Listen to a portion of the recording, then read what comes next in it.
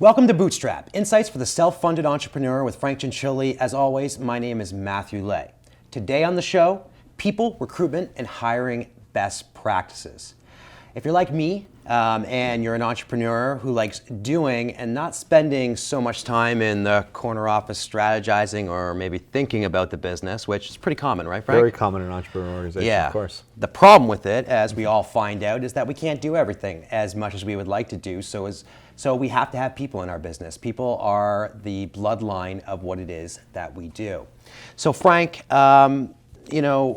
we hear a lot of these comments about, in business books like Good to Great, about having the right people on the bus. Mm-hmm. But talk to me, when you are looking at a startup, we'll start there, what are the type of people that you look to bring into the organization? Well, startup stage obviously is not, a 9-to-5 environment. No. People at that stage are developing the processes, they're creating a lot of the infrastructure, right, and probably wearing a bunch of different hats as well. So right. We're talking about long days, hard days. So you need someone who's very passionate, very knowledgeable with the business, and is really willing and excited about that kind of heavy lifting. Right. So you've got businesses like PeopleSource, over 10 years in business, streaming networks almost 10 years now. Are the same people that you hire kind of day one the same type of people that you like to hire throughout the process of an unfunded startup? That's a great question. I like to, whenever I'm recruiting or looking to bring somebody on the organization, it's kind of like a relationship or entering into marriage. I don't think you go into a marriage thinking, oh, they'll be good for a couple of years and then I'll kind of divorce and move on. Well, hopefully not.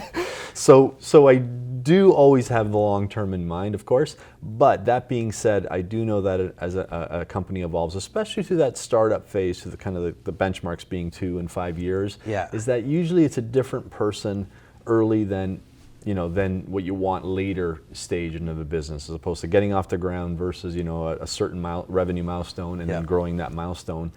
But usually I hope anyway that people that are in early can grow and scale with the organization and not be fatigued. But often, that is the case where, they put a lot of heavy lifting in early, maybe the business outgrows their abilities, and you hope they stay on board, but maybe at that point, it's better if they move on. I'm imagining you've seen that in the course of your business career where you had someone who you really love, they've been with you for a long time, and you've maybe had to make some difficult decisions later? Yeah, it reminds me of sports organizations.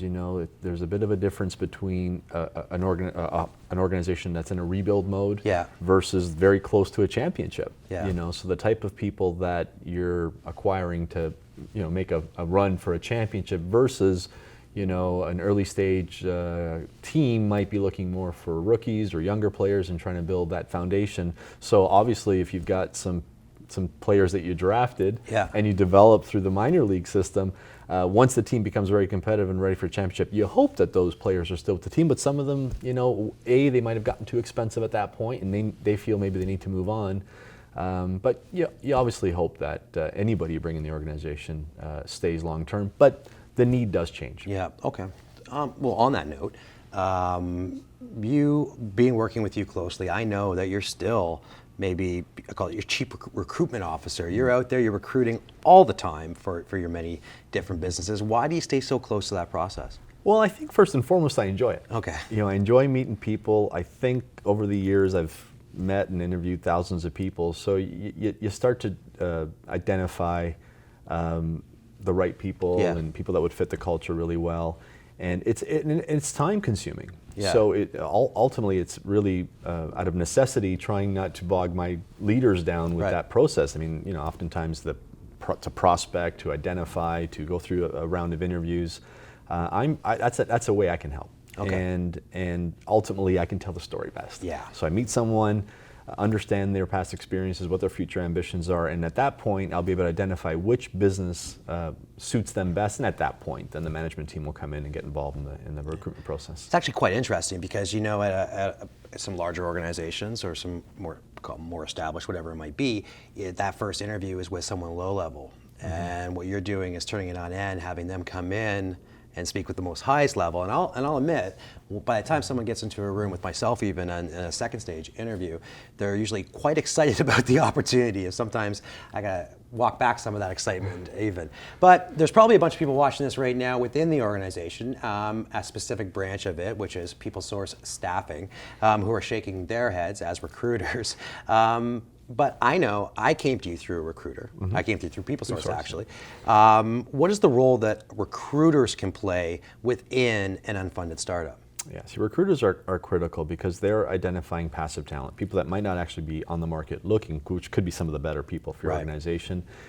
Depending on your industry, they might know where some of the top talent are, especially if you're targeting competitors. So you really want to establish a relationship or a partnership actually with your recruitment. Even if they're just identifying the talent, then you're taking it from there, or you're working alongside with them. And I know some people say, well, recruitment agencies can be expensive. Well, there is a lot of agencies that'll work, especially even with a younger company on a budget, especially if they know they're going to be scaling and growing.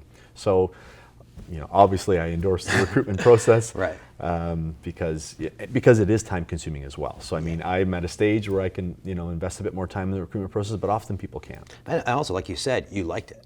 I do enjoy it. Most people hate recruitment. I'm one of them. And back when I went through the recruitment process to work for you the very first time, you were very much more in the business at that point in time. Probably didn't have the time.